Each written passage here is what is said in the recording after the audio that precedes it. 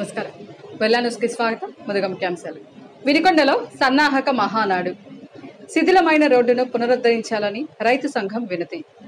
దేశంలోని ప్రజలే దేవుళ్లుగా పనిచేస్తున్న ఏకైక రాజకీయ పార్టీ తెలుగుదేశం మాత్రమేనని, పల్నాడు జిల్లా ముఖ్య నాయకులంతా పేదవాడికి పట్టెడన్నం, ఆత్మగౌరవం, ఆర్థిక అభ్యున్నతే లక్ష్యంగా ఎన్టీఆర్ ఏ ఆశయాలతో పార్టీని ప్రారంభించారో వాటిని ముఖ్యమంత్రి చంద్రబాబు నాయుడు ముందుకు తీసుకుని వెళ్తున్నారని నర్సరావుపేట పార్లమెంటు సభ్యులు లావు శ్రీకృష్ణదేవరాయలు, ప్రభుత్వ చీఫ్ విప్ జీవి ఆంజనేయులు అన్నారు.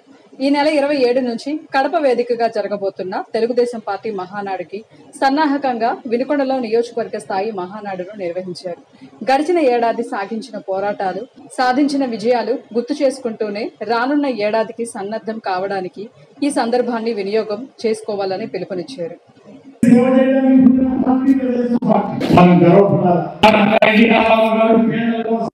సమాజంలో వెనుకబడినటువంటి ఆర్థికంగా సామాజికంగా వెనుకబడినటువంటి బీసీలు, ఎస్సీలు, అలాగే మన దళితులు, ఎస్సీల కోసం, పేద వర్గాల కోసం, వాళ్ళ యొక్క అభివృద్ధి కోసం, తెలుగు వారి భవిష్యత్తు కోసం, అభివృద్ధి కోసం పెట్టిన పార్టీ తెలుగుదేశం పార్టీ. అమ్మ ఎన్టీ రామారావు గారు పార్టీ పెట్టి 43 సంవత్సరాలు ఎన్నో విజయాలు చూసాం. ప్రపంచంలో ఎన్నో పోరాటాలు చేశాం. అవినీతి మీద, దుర్మార్గపు పాలన మీద, నియంత్రణ పాలన మీద ప్రతిపక్షంలో ఉన్నా కానీ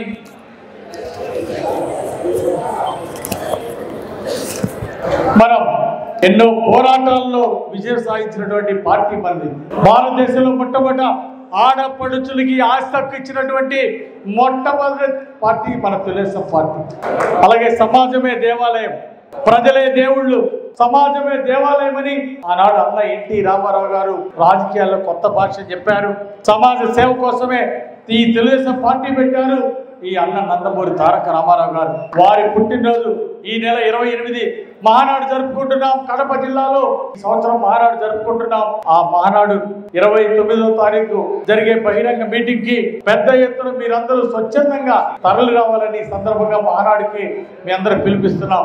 ముఖ్యంగా ఆనాడు తెలుగుదేశం పార్టీ వచ్చిన తర్వాతనే భారతదేశంలో బీసీలకు, ఎస్సీ ఎస్టీలకు న్యాయం జరిగింది.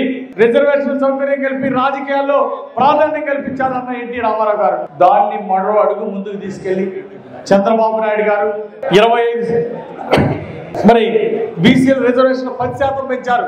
చంద్రబాబు నాయుడు గారు వచ్చిన తర్వాత అన్న ఎన్టీ రామారావు గారు ఏ ఆశయ సాధన కోసమైతే తెలుగుదేశం పార్టీని పెట్టారో, డాక్టర్ బిఆర్ అంబేద్కర్ గారి ఆశయాల్ని, జ్యోతిరావు పూలే గారి ఆశయాల్ని సాధిస్తుంది ఈ తెలుగుదేశమని అన్న ఎన్టీ రామారావు గారు చెప్పారు.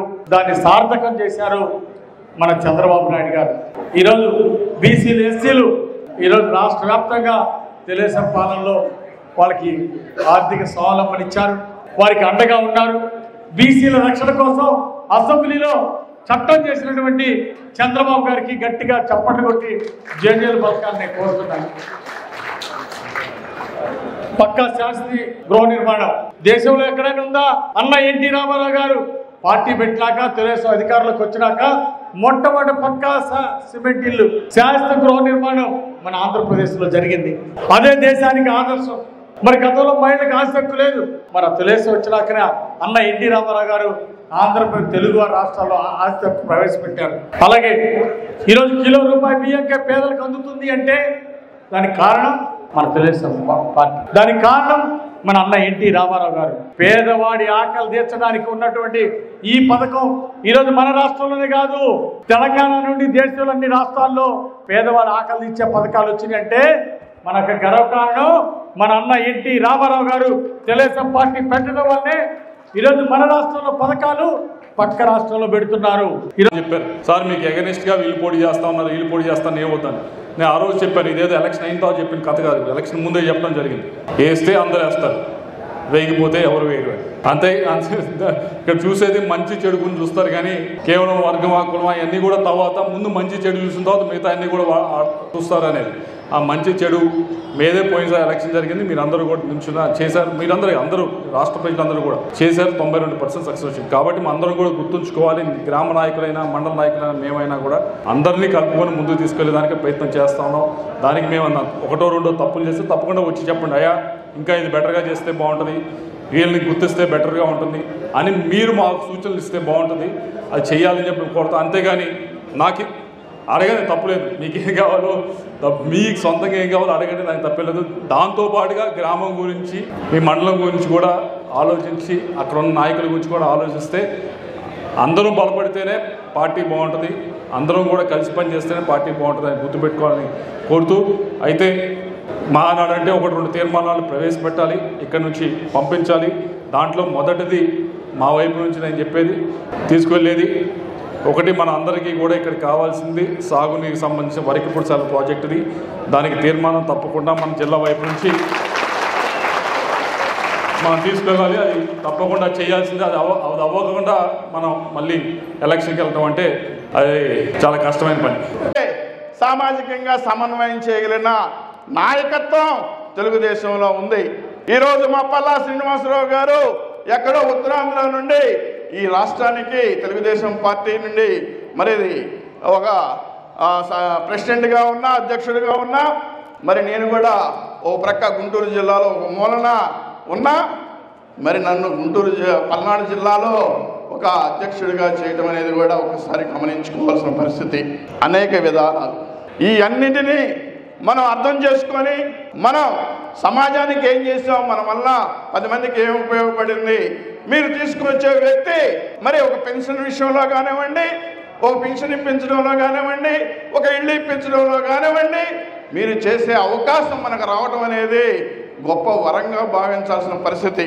అన్నిటికంటే రేపు మీ ద్వారా వెళ్ళే అనంతపురం అమరావతి హైవే కానివ్వండి, అదేవిధంగా ఇందాక ఏదో చెప్పారు వాటర్ రిజర్వాయర్, బొల్లాపల్లి రిజర్వాయర్, మరి ఆ బొల్లాపల్లి రిజర్వాయర్ కానివ్వండి, మనకి అది 100 కిలోమీటర్ల దూరం 100 ఉందా అమరావతి? స్ట్రైట్ రోడ్ వస్తే 100 ఉండదు. 100 కిలోమీటర్లో రేపు ఒక మహానగరం ఏర్పడుతుంది. ఆ మహానగరంలో అనేకమైన ఉద్యోగాలు రావడానికి అవకాశం ఉంది. అదేవిధంగా విద్యాలయాలు రావడానికి ఉంది, యూనివర్సిటీలు రావడానికి అవకాశం ఉంది, హాస్పిటల్స్ రావడానికి అవకాశం ఉంది.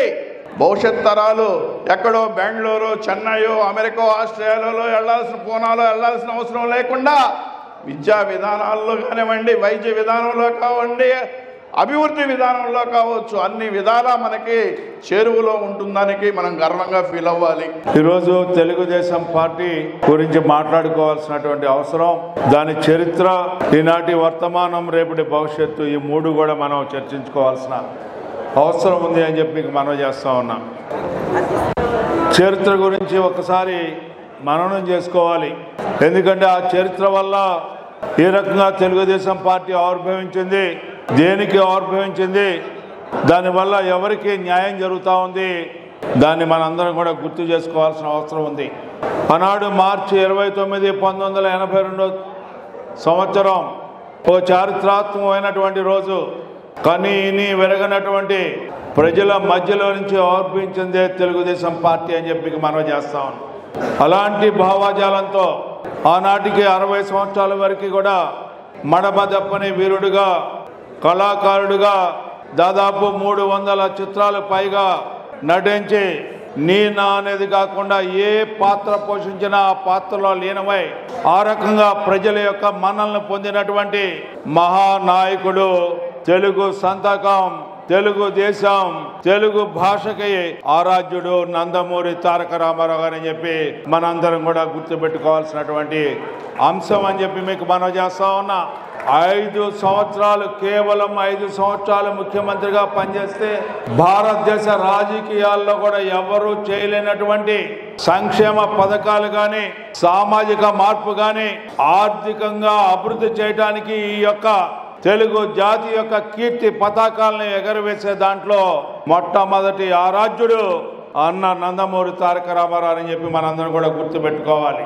ఈ రోజున తెలుగుదేశం పార్టీ ఆ జెండాయే మన ఎజెండా అని చెప్పి ఆనాటి నుంచి ఈనాటి వరకు కూడా 43 సంవత్సరాల సుదీర్ఘ రాజకీయ పోరాటం చేస్తున్నటువంటి ఈ పార్టీ యొక్క ఎజెండా ఏంటంటే మన జెండా అని చెప్పి మీకు మనం చేస్తా ఉన్నాం. ఏదైతే కూడు గుడ్డ నీడ అనేది మరి ఆ రోజున మనం పొందుపరుచుకున్నటువంటి కర్షకుడికి నాగలి, కార్మికుడికి చక్రం, పేదవాడికి గుడిసె, ఆ రకంగా చిత్రీకరించుకొని భారతదేశ రాజకీయాల్లో ఏ రాజకీయ పార్టీకి లేనటువంటి జెండా, ఆ జెండాయే మన ఎజెండా అని చెప్పి మీ అందరికీ ఈ సందర్భంగా మనం చేస్తా ఉన్నాం.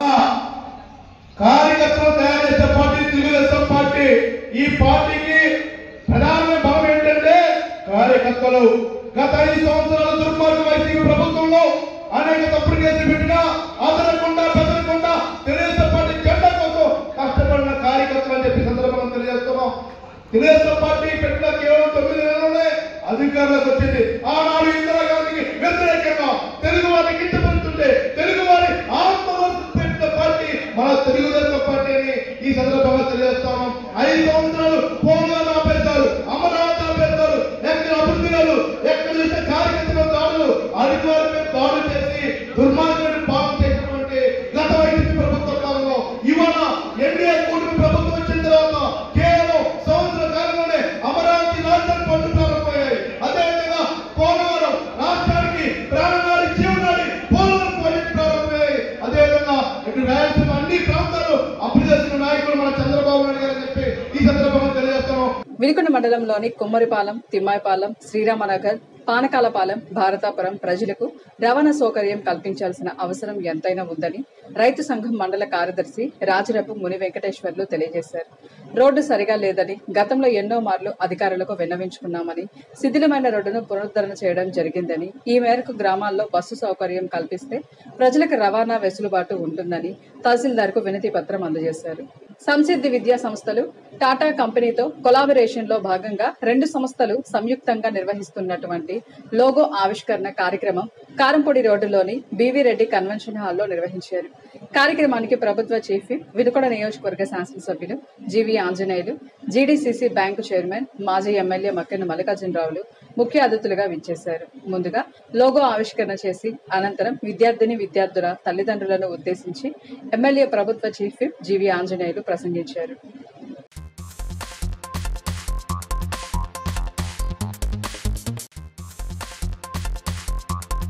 ఇంతటితో వెళ్ళాను సమాప్తం. తిరిగి రేపటి వెళ్ళాను కలుసుకుందాం. నమస్కారం.